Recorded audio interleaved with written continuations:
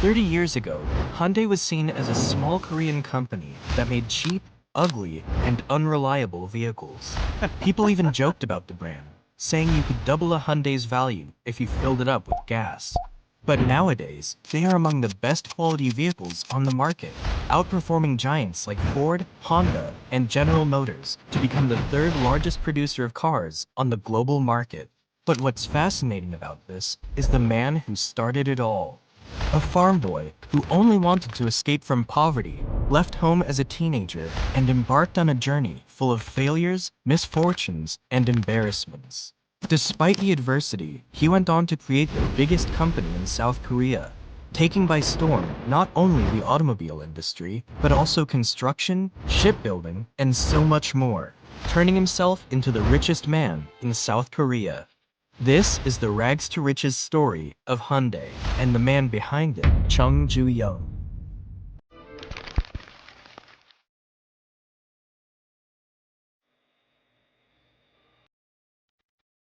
Chung Ju Yung was born in 1915 in a small village from Tongkon, a place now located in North Korea.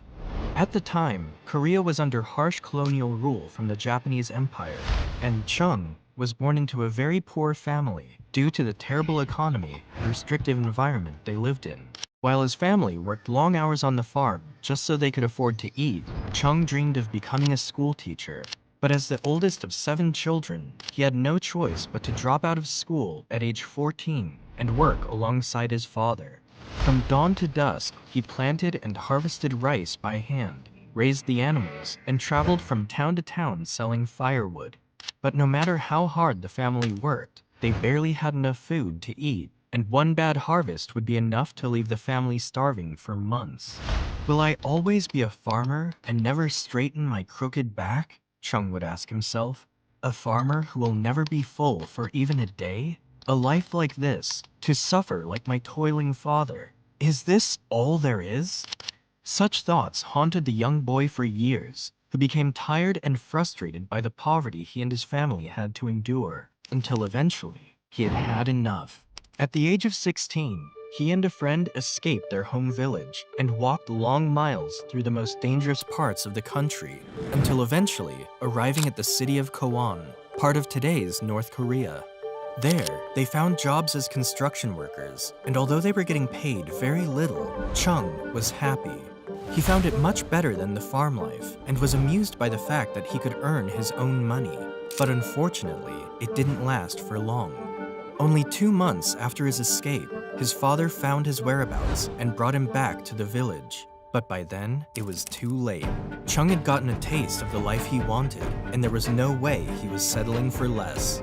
During the next 2 years, he would escape 2 more times to the city of Seoul, now capital of South Korea.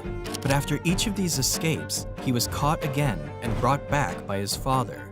You better not forget that you are just a farm boy who only finished the 6th grade, his father said to him. I hear Seoul is crawling with unemployed graduates, but who are you?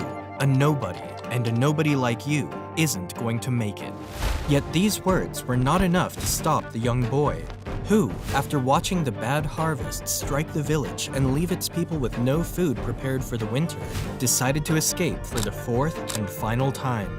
And this is where the real journey begins.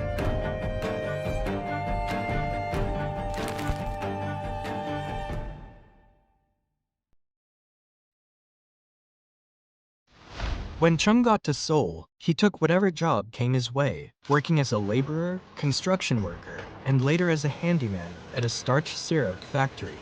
It wasn't until the next year that he finally found better work at the Bokung rice store. There, he was employed as a delivery man, transporting rice on his bicycle. But unlike his previous jobs, this one was stable and brought home lunch and dinner. Despite starting from the bottom, the owners were so impressed with Chung's work ethic that he quickly rose through the ranks until eventually earning the position of store accountant after only 6 months of employment. However, over the next few years, the owner struggled with health issues and soon realized he could no longer run the shop. So, he decided to sell the business to his young apprentice, Chung Ju Yung, who at 22 years old took over the Bokung rice store. Here, he quickly changed the business's name to the Gyeonggil Rice Store and developed a new customer base thanks to its low prices. He did such impressive work that the business's profits climbed higher every year and was quickly becoming one of the best rice shops in town. Until disaster struck. The Japanese colonial government established a rice rationing system in Korea in order to divert rice to Japan and its army due to their war with China. As a result, many Korean business owners were forced out of trading rice, including Chung, who had to close his business and with nothing else to fall back on, had to return to his home village. However, he never lost his vision for a better future and decided to return to the city in 1940 and try his luck with a new business venture. He drew out a list of businesses he could operate that the Japanese government hadn't imposed restrictions on. The best one he found was the car repair business, and thus decided to run with that. He took out a bank loan and bought a repair shop to open his next business, the Edo Service Garage. At the time, the demand for auto repair businesses was very high in the city, but the problem was there weren't many shops around, and the few that existed usually overcharged their clients. Since Chung knew nothing about cars, he hired a talented mechanic to do the work and set his business apart by offering the cheapest prices in the city while taking good care of his customers. This simple approach kickstarted a thriving business, and Chung had to bring in more mechanics to keep up with the orders. But unfortunately, disaster would strike again. Just a few months later, a fire broke out and burnt down the entire shop, along with their equipment and their customers' vehicles. This dragged Chung into a serious issue, as he now had massive debts to pay and nothing to show for them. In his eyes, there was only one way out. He took out yet another loan and opened a new repair shop in a busier part of the city. There, he quickly gained a new and bigger customer base thanks to their low prices, and over the next 2 years, the Edo Service Garage grew to become one of the best auto repair spots in Seoul. And with over 70 people working for him, Chung was now doing better than ever. But as he planned to expand his business even bigger, another event was taking place that would change the fate of his company. Japan was in the midst of the Second World War, and unfortunately for Chung, the Japanese occupational government took over his service garage in 1942 and merged it with a steel plant as part of their war efforts. At the same time, tensions in Seoul were rising because of the war, and Chung, still reeling from the loss of his business, had no other choice but to return to his home village. However, despite losing the shop, he had managed to save up 50,000 won and was looking forward to his next business venture. Little did he know, this new business venture was about to change everything.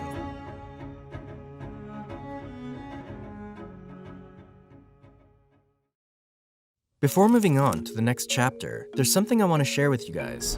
While a lot of you are car experts, if you're anything like me, when it comes to getting gifts for your girl, you could use a helping hand. That's why I'm happy to share this really cool device that I've come across recently. It's called FOREO BEAR Microcurrent device. Put simply for you guys, it's like a mini facelift from home device. That's right, it's the kind of gift that'll put a smile on her face and help her look younger. You don't have to take my word for it. In fact, BEAR is clinically proven to significantly reduce wrinkles and improve skin firmness in just 1 week. 95% of users report their face looks younger. So, to make your life easier for belated Women's Day, birthday, or surprising gift, I've partnered up with FOREO, the maker of BEAR and one of the top companies in the wellness tech space. While this Swedish multinational offers a wide range of innovative beauty tech, the one that really stood out to me as the perfect gift to express your gratitude for her is the BEAR device. So if you don't want to miss out on putting a smile on her face, click the link below.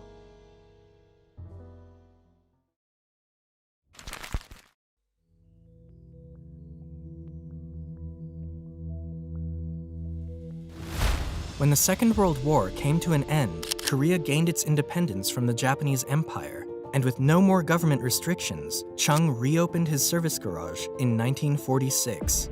He called it the Hyundai Auto Service Center, which in English, the word Hyundai means modern.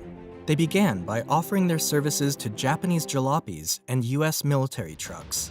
And by the end of that year, the business had grown so much that Chung's employee network nearly tripled from 30 to 80 people.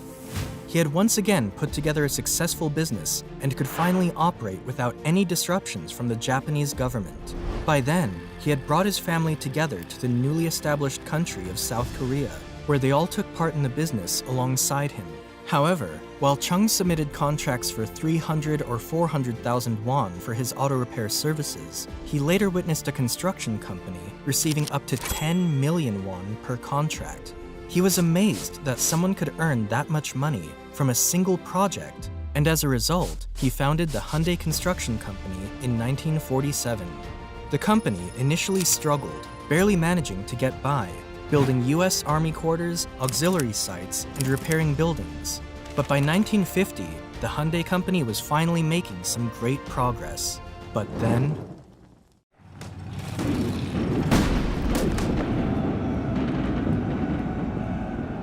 North Korea launched a massive attack on the South, forcing Chung to abandon his business and evacuate to Busan. With no money in his pockets, he and his brother wandered from place to place, working for various publishers and delivering newspapers to their citizens and the frontline troops. Spreading the news that UN forces were on their way to rescue them was their only hope, as people were more terrified than ever to fall under the North Korean regime and the Communist Party. One day, Chung stumbled across a help wanted sign by the US Army. At the time, the US forces were in need of local experts in the construction business, so Chung was eager to offer his help. He began building barracks for thousands of American soldiers during the war and soon developed a great partnership with the US Army. He later brought his team to complete even bigger projects, such as remodeling a US quarter in South Korea and building a lodging for the US president during their visits. This proved to be a masterstroke because by the time the Korean War ended, Chung's company was in first position to handle nearly every order from the US Army. But at the same time, the South Korean economy was struggling, leaving it as one of the poorest countries in Asia, even below North Korea. In response to this, the US government provided billions of dollars to the South Korean government in order to rebuild their infrastructure and help boost their economy. Chung saw the opportunity and managed to win a contract for the country's biggest project at the time, the restoration of the Goryeo Bridge in 1953. However, this promising project did not go as he had expected. The reality was, Chung was still naive and lacked the necessary equipment, safety regulations, and experience for such a massive task. This led to slow progress, death accidents at the job site, and rising inflation eating into his fixed payment.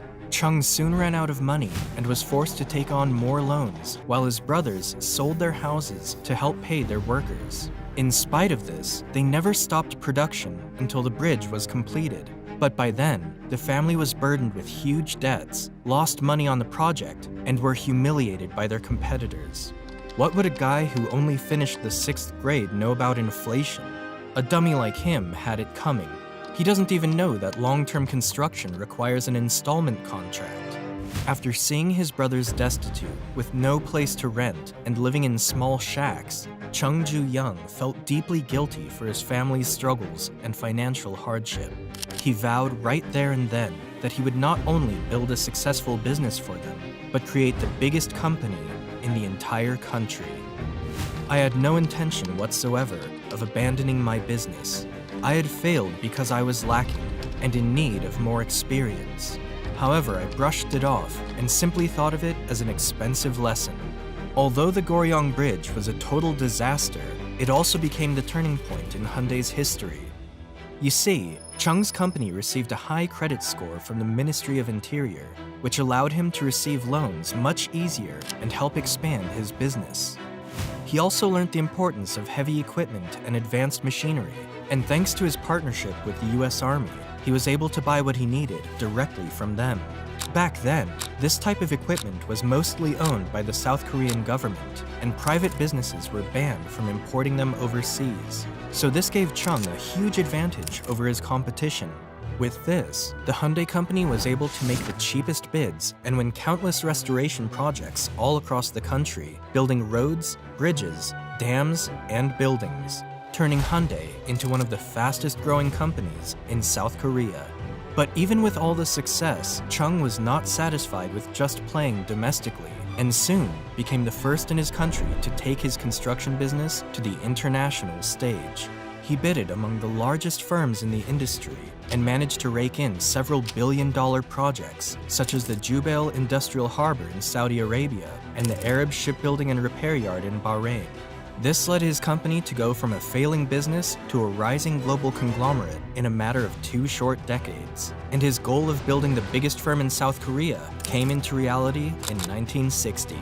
But in hindsight, this massive growth would have never occurred if the government didn't intervene. You see, Hyundai, along with other family-owned rising conglomerates, received special treatment from the governments, such as financial subsidies, loan guarantees, and even tax breaks if needed, in order to grow and diversify quickly. These chaebols, as they later became known, were the main forces behind South Korea's growing economy and benefited themselves immensely by helping the country rise into a highly developed nation. But of course, it has to be acknowledged that this special treatment was not just awarded for no reason. Chung Ju Yung simply worked incredibly hard, and his relentless growth was exactly what the government needed at the time. His do-or-die spirit got Hyundai involved in many other industries, including shipbuilding, store chains, electronics, and financial services. But there was one particular industry that Chung never lost sight of, the same business he once created but lost during the war, and that was none other than the automobile industry.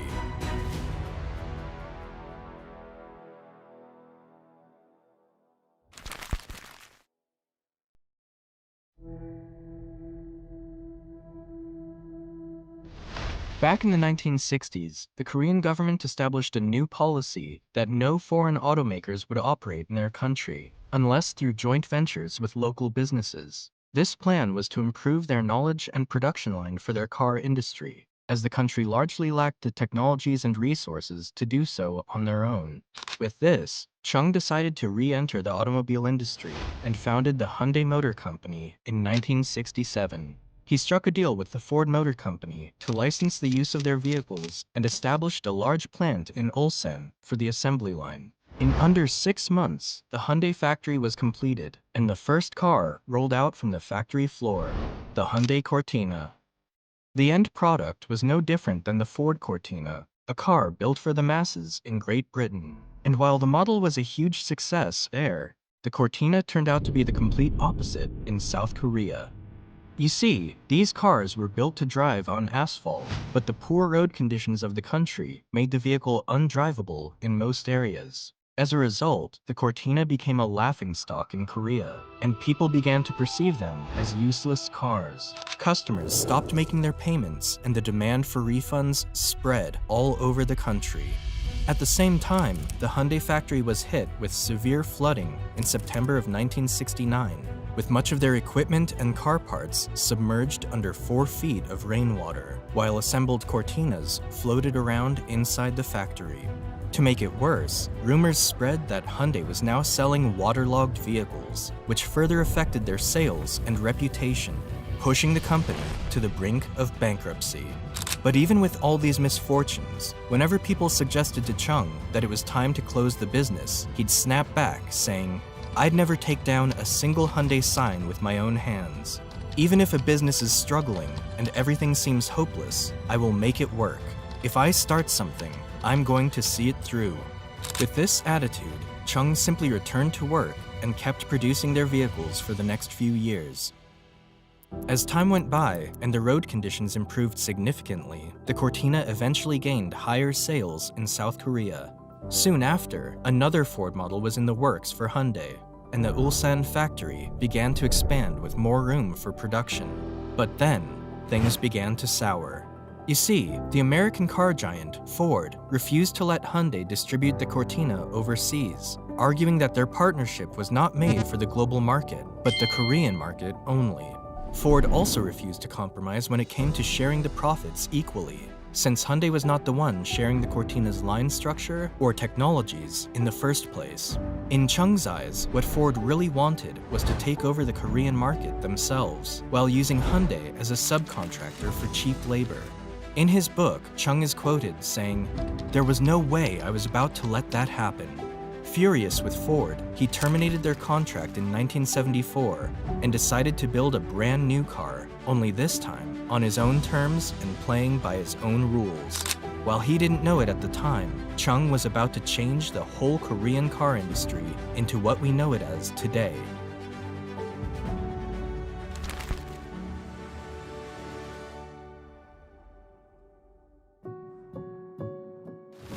After terminating the contract with Ford, Chung immediately partnered with Mitsubishi for the use of their engines and rear axles, and hired a group of talented European engineers to help design their next vehicle, the Hyundai Pony.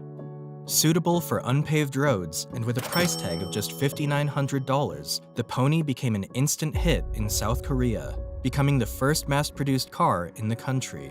It performed so well on their market that 4 out of every 10 cars sold in South Korea were ponies. With great confidence, Chung and his team began to expand their new model to the worldwide marketplace, where they sold fairly well and even became a best-selling vehicle in Canada. But in spite of the success, the Pony couldn't be launched in the biggest car market yet, the USA, due to its failure to meet the federal emissions standards. However, Chung wasn't going to let that stop him. In 1985, they released a new model to the public, the Hyundai Excel, which successfully passed the emissions standards, allowing Hyundai to finally break into the American car market. At just $4,995, it cost half the average price of a new car at the time, and during its very first year, Hyundai sold a staggering 168,000 Excels in the US market alone, and 1 million more worldwide. It was truly a major breakthrough for the Korean car industry, and Hyundai had finally positioned itself as a major car brand, but not exactly in the way Chung had envisioned. You see, the problem was that they still lagged behind in terms of quality and reliability, and the public only saw them as cheap Korean cars with barely any features. Along with the cars needing frequent repairs and earning a poor reputation for their brand, their sales were also plummeting, and Hyundai soon became the butt of jokes in America. At one point, people mocked their name, saying it stands for "Hope you understand, nothing's drivable and inexpensive." To turn itself around, Chung and his team worked tirelessly to bring the brightest talent and develop their own engines and car parts. By the 1990s, a series of new models followed suit, such as the Hyundai Accent, the Sonata, and the Elantra. And while these models initially struggled to take off, they eventually gained higher sales as they started catching up with the latest features. Hyundai went on to acquire Kia Motors in 1998, and this joint venture marked the beginning of a new era for Korean cars. Together, they invested heavily in the quality design and manufacturing process of their vehicles, and by 2004, they achieved the impossible, coming in tied with Honda as the second best initial brand quality in the industry, only behind Toyota. But even in spite of that achievement, Hyundai still struggled to shed their unfortunate past reputation in the public eye. However, Hyundai still had one more trick up their sleeve. To prove their quality, the company announced their 10-year, 100,000-mile warranty on all their vehicles sold in the US. And thanks to this, sales of Hyundai vehicles have risen to make them one of the top car brands of the 21st century. Chung dedicated his later years to philanthropy, running for presidential office and even attempting to rejoin the Korean countries until meeting his end in 2001, leaving the control of his company to his sons. It is failures, rather than successes, that teach us invaluable lessons. It is not necessary to remember one's success. That should be remembered by others instead. Rather, we should remember our losses and failures, because those who forget their failures will fail again and again. Currently, the Hyundai Motor Group just surpassed General Motors to become the third largest automaker in the world, behind Toyota and the Volkswagen Group, and they are among the top leaders for electric vehicles. This is the story of how a poor boy living in the mountains of Korea built one of the most powerful companies in the world, Hyundai. Thank you all for watching. Make sure to subscribe and like the video, and I'll see you in the next one.